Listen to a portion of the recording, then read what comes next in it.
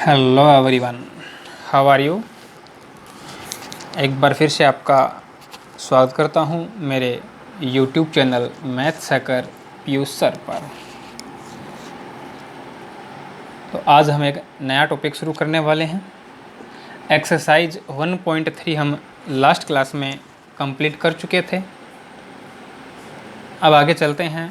तो नेक्स्ट अपना जो टॉपिक आएगा वो आएगा वेन आरेख, वेन डायग्राम्स। ठीक है।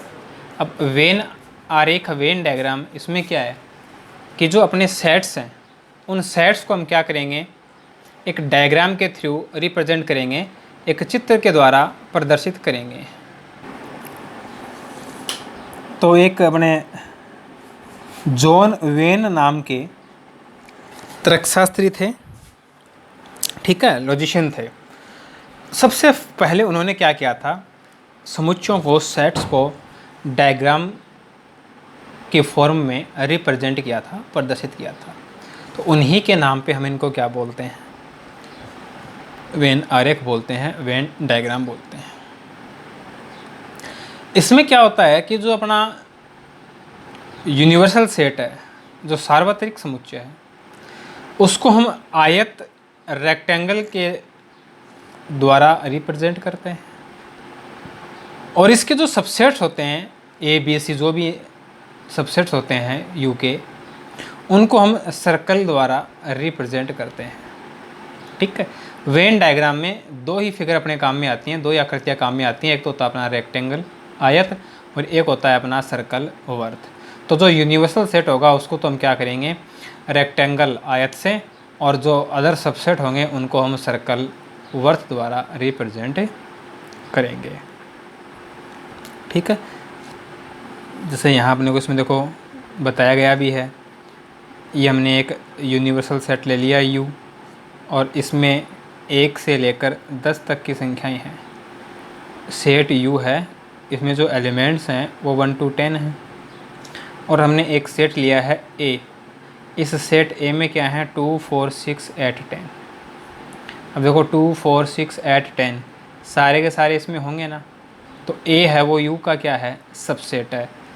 तो ये हमने एक रेक्टेंगल बनाया, इस रेक्टेंगल के अंदर हमने ये एक सर्कल बना दिया। अब A में जो एलिमेंट्स हैं उन सब एलिमेंट्स को हमने क्या कर दिया, सर्कल के अंदर लिख दिया। अब जो रिमेनिंग एलिमेंट हैं जो इसमें बच गए ना, उनको हमने इसके बाहर, चाहे यहाँ लिखो, चाहे यहाँ लिखो, चाहे यहाँ लिखो, चाहे यहाँ लिखो, उसका कोई मतलब नहीं है। ठीक है। लेकिन ध्यान रखना है कि सेट A के अंदर नहीं लिखने हैं, क्योंकि सेट A के अंदर तो यही एलिमेंट हैं। ठीक है। तो जो रिमेनिंग एलिमेंट्स हैं, जो शेष एलिमेंट हैं, उनको हम यहाँ कहीं भी बता सकते हैं। ठीक है। ऐसे देखो यहाँ पे एक ये हो गया यूनिवर्सल सेट जिसमें 1 to 10 नंबर्स हैं। फिर ये सेट A है और ये सेट B है। तो यहाँ ध्यान देने वाली बात है कि B है वो A का सबसेट है। ठीक है। B है वो A का सबसेट है, तो जो सेट B है उसको हमने A के अंदर दर्शा दिया। ये सेट B है और सेट B के अंदर दो ही एलिमेंट हैं, 4 and 6, 4 and 6। फिर ये सेट A ले लिया। सेट A में 2, 4, 6, 8, 10 हैं। तो 4, 6 ये तो हम पहले दर्शा चुके हैं। यहाँ पे बच गया क्या, 2, 8, 10। तो ये हमने 2, 8, 10 ले लिए। बात करेंगे U की, तो इनके अलावा जो बच गए उनको हमने यहाँ बाहर दर्शा दिया। तो ये तरीका होता है अपना वेन डायग्राम का। ठीक है। फिर चलते हैं। नेक्स्ट जो अपना टॉपिक है वो है समुच्चयों पर संक्रियाएं, ऑपरेशंस ऑन सेट्स। ठीक है। जैसे हम नंबर्स के लिए, संख्याओं के लिए पढ़ते हैं, जोड़, बाकी, गुणा, भाग, एडिशन, सब्ट्रैक्शन, मल्टीप्लिकेशन, डिवाइड। ठीक है ना। उसी प्रकार से हम सेट के लिए भी कुछ ऑपरेशंस करेंगे। तो सबसे पहले हम बात करेंगे, तो जो अपना फर्स्ट ऑपरेशन होगा वो होगा समुच्चयों का सम्मिलन, यूनियन ऑफ सेट्स। अब देखो यूनियन, अब इसका हम अर्थ समझें। तो देखो ये मान लो कि अपने को एक यूनियन बनानी है। अब सीधी सी बात है, यूनियन प्रभावशाली कब होगी? जब उसमें ज़्यादा से ज़्यादा मेंबर होंगे तभी तो होगी ना। तो हम अपनी यूनियन को मजबूत करने के लिए उसमें ज़्यादा से ज़्यादा मेंबर ऐड करना चाहेंगे, ठीक है। तो अपने पास कोई अपनी यूनियन में शामिल होने के लिए आएगा तो हम उसको मना करेंगे या उसको ले लेंगे अपनी यूनियन में? ले लेंगे ना। तो बस वही बात सेट के लिए अलग हो जाएगी, ठीक है। तो जब हम सेट्स का यूनियन करेंगे तो क्या करेगा? सेट्स में क्या होते हैं? एलिमेंट होते हैं। तो जो सारे एलिमेंट्स होंगे वो आते जाएंगे। किस प्रकार से आएंगे वो हम देखते हैं, ठीक है। तो देखो पहले इसकी डेफिनेशन देख लो, ये इसकी डेफिनेशन है।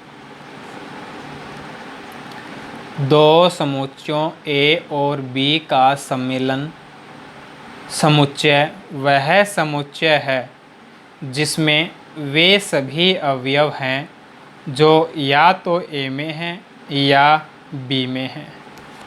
प्रतीकात्मक रूप में इसे हम निम्न प्रकार लिखते हैं, ठीक है। ये इसकी डेफिनेशन। बात करें इंग्लिश की, तो the union of two sets A and B is the set which consist of all those elements which are either in A or in B. Symbolically, we write A union B equal set of all x such that x belongs to A or x belongs to B, ठीक है। अब इसको देखो, मैं आपको थोड़ा सा clear करता हूँ कि इसमें क्या होगा, ठीक है। अब देखो हम कोई दो सेट लेते हैं, एक मैंने सेट ले लिया ए और एक सेट मैंने ले लिया बी। अब हमें क्या करना है? इन दोनों का यूनियन करना है। इन दोनों का जो यूनियन होगा, पहली जो बात है वो ये है कि हम उसको रिप्रेजेंट कैसे करेंगे। तो इन दोनों का जो यूनियन होगा उसको हम इस प्रकार से डिनोट करेंगे। ए और बी के बीच में हमने क्या लिख दिया? यू लिख दिया। अब पढ़ेंगे क्या इसको? रीड क्या करेंगे? ए यूनियन बी, ठीक है ना। ए यू बी नहीं बोलेंगे, इसको क्या बोलेंगे? ए यूनियन बी बोलेंगे। अब देखो सीधी सी बात है, ये जब दोनों सेट हैं तो ये भी क्या होगा? एक सेट होगा। अब कैसा सेट होगा? ए में जितने भी एलिमेंट हैं वो सारे किसके अंदर होंगे? ए यूनियन बी में होंगे।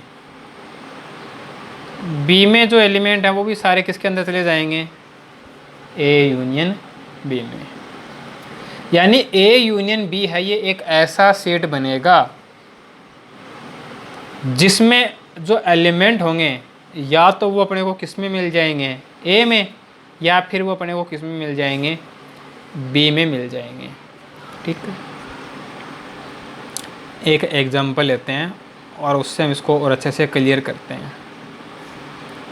जैसे सेट ए है, इसमें मैंने एलिमेंट ले लिए 1 2 3। सेट बी है, इसमें मैंने एलिमेंट ले लिए 2 4 5। ये अपने पास कोई दो सेट है और हमें क्या करना है? इनका यूनियन बताना है। ए यूनियन बी बताना है। तो ए यूनियन बी जो अपना सेट होगा उसमें वो एलिमेंट होंगे, चाहे तो वो सेट ए के अंदर हों, चाहे वो सेट बी के अंदर हों। तो देखो सेट ए में 1 है, मैंने 1 ले लिया। फिर 2 है, मैंने 2 ले लिया। फिर 3 है, मैंने 3 ले लिया। अब देखो सेट बी के अंदर 2 है तो 2 को दोबारा नहीं लेंगे क्योंकि 2 तो हम ले चुके हैं, 2 आ चुका है ना पहले। सेट के अंदर कोई भी एलिमेंट है वो रिपीट नहीं होता। फिर 4 आ जाएगा और फिर 5 आ जाएगा। तो ये अपना क्या हो गया? ए यूनियन बी हो गया। आई होप अब आप अच्छे से समझ गए होंगे कि यूनियन का मतलब क्या है, यूनियन हम कैसे बता सकते हैं। फिर इसकी कुछ प्रॉपर्टीज़ हैं यूनियन की, वो देखते हैं। गुणधर्म, प्रॉपर्टीज, ठीक है। अब प्रॉपर्टीज़ है, फर्स्ट जो प्रॉपर्टी है वो है A union B equal B union A। अब देखो यहाँ हमने क्या किया है, A यूनियन B फाइंड किया है, ठीक है। अब यहाँ हम B यूनियन A फाइंड करते तो क्या दोनों में कोई अंतर होता? भाई A यूनियन B कह दो या B यूनियन A कह दो, हमें तो वो सारे एलिमेंट लेने हैं, चाहे तो वो सेट A में हो और चाहे वो सेट B में हो, तो रिज़ल्ट में कोई अंतर थोड़ी आएगा, तो कोई प्रभाव नहीं पड़ेगा ना रिजल्ट पे, ठीक है। तो हम कहेंगे कि A यूनियन B कहो चाहे B यूनियन A निकालें, दोनों जो रिज़ल्ट आएंगे वो क्या होंगे, सेम होंगे। तो यहाँ देखो हमने क्या किया, इनका ऑर्डर चेंज कर दिया, इनका क्रम चेंज कर दिया, ठीक है। लेकिन ऑर्डर चेंज करने पर रिज़ल्ट है वो क्या है, अपरिवर्तित है, रिज़ल्ट में कोई चेंज नहीं हो रहा। तो ये जो रूल होता है इसको हम बोलते हैं क्रम विनिमय नियम, क्रम विनिमय, कम्यूटेटिव बोलते हैं हम इसको, कम्यूटेटिव रूल बोलते हैं इसको। चलो मैं आपको बुक के अंदर दिखा देता हूँ ये रूल्स, ये देखो। अब सेकेंड रूल देखो, कितने सेट हैं, 3 सेट्स हैं, A B एंड C। अब हमने इन तीनों में यूनियन लिया हुआ है। अब इन तीनों का यूनियन लेने के लिए हम क्या करें, पहले A और B का यूनियन कर लें। A यूनियन B से जो रिजल्ट आएगा उसका और C का यूनियन कर दें,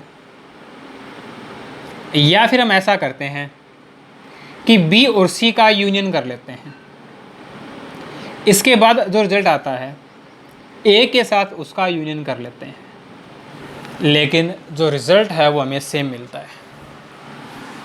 यानी इसका कोई इम्पोर्टेंस नहीं है कि हमने पहले कौन से सेट को लिया है, ठीक है। तो इस प्रकार का जो रूल होता है ठीक है, उसको हम बोलते हैं साहचर्य नियम, एसोसिएटिव लॉ बोलते हैं इसको, ठीक है। हम अपने मैथमेटिक्स की बात करें, हम कोई भी टॉपिक पढ़ें उसके अंदर ऐसी प्रॉपर्टी है कि जिसमें हम 2 एलिमेंट्स ले रहे हैं और उनका ऑर्डर चेंज करके ऑपरेशन लगा रहे हैं, तो उसको हम कम्यूटेटिव ही बोलते हैं, ठीक है। क्लास 12th में हम अलजेब्रा पढ़ते हैं, मैट्रिक्स पढ़ते हैं, तो उनके अंदर भी हम ये प्रॉपर्टी पढ़ते हैं। तो क्रम विनिमय कम्यूटेटिव का मतलब क्या है कि ऑर्डर चेंज कर दो, क्रम चेंज कर दो, रिज़ल्ट वही आना है। साहचर्य नियम है, एसोसिएटिव लॉ है, उसमें क्या है, उसमें हम 3 एलिमेंट लेंगे और इस प्रकार से ऑपरेशन डिफाइन करेंगे, ठीक है। नेक्स्ट देखो, A यूनियन फाई, फाई क्या होता है अपना, इम्पटी सेट। तो इम्पटी सेट के अंदर तो कोई एलिमेंट है ही नहीं, फाई के अंदर तो कोई एलिमेंट है ही नहीं, तो जब हम इन दोनों का यूनियन लेंगे तो सारे के सारे एलिमेंट किसके होंगे, A के होंगे, तो जो रिज़ल्ट है वो अपने को क्या मिलेगा, A मिलेगा। इसको हम बोलते हैं तत्समक नियम, आइडेंटिटी रूल बोलते हैं इसको। यानी हमने एक एलिमेंट लिया, ठीक है, उस एलिमेंट के साथ हमने एक दूसरा एलिमेंट लिया और ऑपरेशन लगाया, ठीक है ना, कैसा भी ऑपरेशन हो, लेकिन हमें वही एलिमेंट रिज़ल्ट के फॉर्म में मिल रहा है, ठीक है। तो यदि रिज़ल्ट में हमें वही एलिमेंट मिलता है जिस पे हमने ऑपरेशन लगाया है, तो इस रूल को हम आइडेंटिटी रूल बोलते हैं, ठीक है। मैट्रिक्स में पढ़ेंगे, अलजेब्रा में पढ़ेंगे आगे ये रूल। जो मीनिंग है वो ये रहेगा, ऑपरेशन है वो चेंज हो जाएगा, एलिमेंट हैं उनमें चेंज आ सकता है, लेकिन जो मीनिंग होगा इस रूल का वो सेम रहेगा। इसके बाद देखो, A का A के साथ ही यूनियन है, तो सीधी सी बात है A ही आना है। इसको हम बोलते हैं वर्गसम नियम, आइडेम्पोटेंट लॉ, आइडेम्पोटेंट लॉ। फिर देखो A का जो यूनियन है वो किसके साथ है, यूनिवर्सल सेट के साथ है, तो पता ही है कि यूनिवर्सल सेट ही आएगा, क्योंकि A क्या है, U का सबसेट है, तो A के तो सारे एलिमेंट किसके अंदर होंगे, U के अंदर होंगे। तो जब A के सारे एलिमेंट U के अंदर हैं तो इनका यूनियन लेने पर क्या आ जाएगा, यू आ जाएगा। ठीक है, इसको हम लॉ ऑफ यू बोलते हैं, यू का नियम बोलते हैं। ठीक है, तो ये अपनी कुछ प्रॉपर्टीज़ थी, कुछ गुण धर्म थे। इसके बाद हम इसका वेन डायग्राम बनाते हैं यूनियन का, कि जब हम यूनियन का वेन डायग्राम बनाएंगे तो वो किस प्रकार का होगा। वेन डायग्राम बनाते हैं यूनियन का, वेन डायग्राम। ठीक है, वेन आरेख।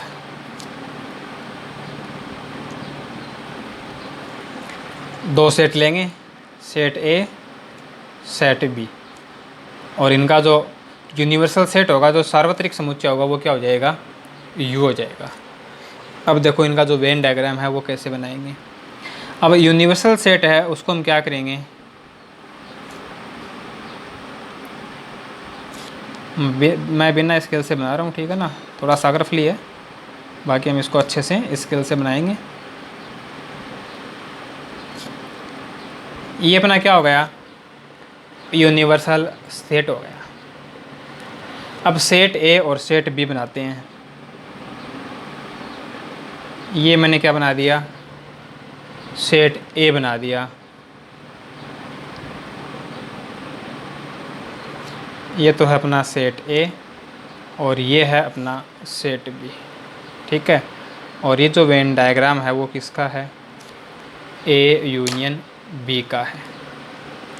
ठीक है, अब देखो यूनियन में क्या है, यूनियन में तो वो सब आ जाता है, चाहे तो वो ए में हो और चाहे वो बी में हो। यहाँ हमने पढ़ा ना, ए यूनियन बी में वो सारे एलिमेंट आ गए, जो चाहे तो ए में हो और चाहे वो बी में हो। तो जब हम ए और बी का यूनियन कर रहे हैं ना, तो वो सारा पार्ट आ जाएगा, वो सारा हिस्सा आ जाएगा, चाहे तो वो ए के अंदर है और चाहे वो बी के अंदर है। तो देखो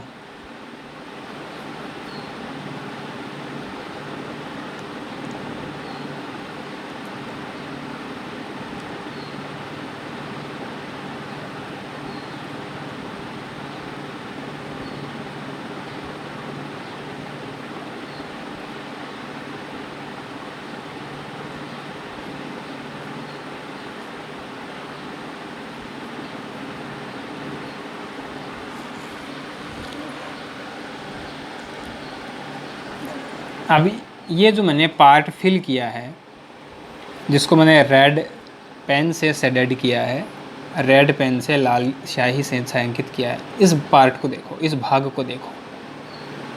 हमने वो ही पार्ट लिया है जो या तो सेट ए के अंदर आया है या फिर सेट बी के अंदर आया है।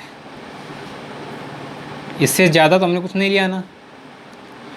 तो ये जो पार्ट है रेड इंक वाला, ये किसको डिनोट करेगा, ये ए यूनियन बी को डिनोट करेगा। ठीक है, तो ये है ए यूनियन बी, या फिर चाहे इसको हम क्या बोल दें, बी यूनियन ए बोल दें, वो तो एक ही बात है। ये बात तो हमने पढ़ी है कि ए यूनियन बी और बी यूनियन ए दोनों क्या होते हैं, इक्वल होते हैं। तो चाहे तो आप इसको ए यूनियन बी कहो, चाहे बी यूनियन ए कहो। ये इसका क्या हो गया, वेन डायग्राम हो गया। अब जो इसके आगे के ऑपरेशंस हैं उनको हम अपनी नेक्स्ट क्लास में कंटिन्यू करेंगे। आज की क्लास को हम यहीं ऑफ करते हैं। वीडियो को लाइक और शेयर करते रहिएगा। Thanks for watching.